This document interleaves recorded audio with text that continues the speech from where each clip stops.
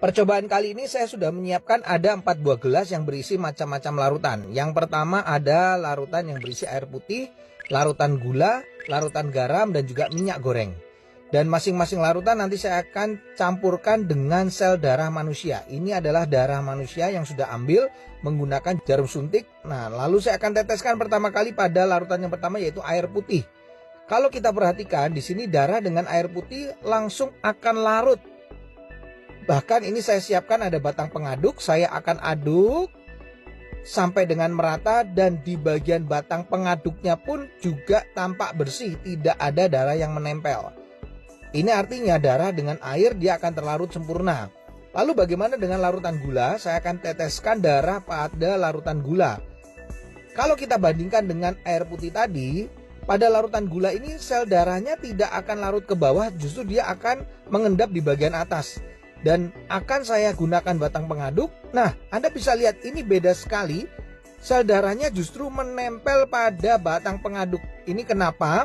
Karena gula itu bersifat perlengketan. Berbeda dengan air putih tadi, batang pengaduknya bersih. Makanya orang kalau kena diabetes, terjadi perlengketan pada darahnya, mengalami rasa haus, kemudian sering buang air kecil, dan akhirnya suka ngemil. Nah, bagaimana dengan orang yang hipertensi? Ini adalah larutan garam.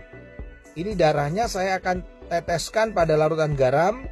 Lalu saya akan juga sama masukkan batang pengaduk. Dan ini berbeda dengan diabetes, di mana sel darah yang menempel pada batang pengaduknya tidak selengket pada gula, larutan gula. Tapi yang membedakan pada orang darah tinggi atau hipertensi yang terlalu sering makan asin-asin, ini kelihatan sel darah merahnya akan terurai, dia akan rusak, dia akan pecah. Makanya orang darah tinggi bisa mengalami pecah pembuluh darah. Yang terakhir saya akan teteskan darah ini di dalam minyak goreng. Nah, kalau saya teteskan ini langsung bisa terlihat sel darahnya nggak bisa larut, tidak juga ya mengendap di bagian atas, tapi justru menggumpal-gumpal. Ini membuktikan bahwa orang yang tinggi kolesterolnya akan mengakibatkan penggumpalan sel darah. Jadi sel darahnya akan menggumpal-gumpal, dan ini yang bisa menimbulkan penyumbatan pada pembuluh darah.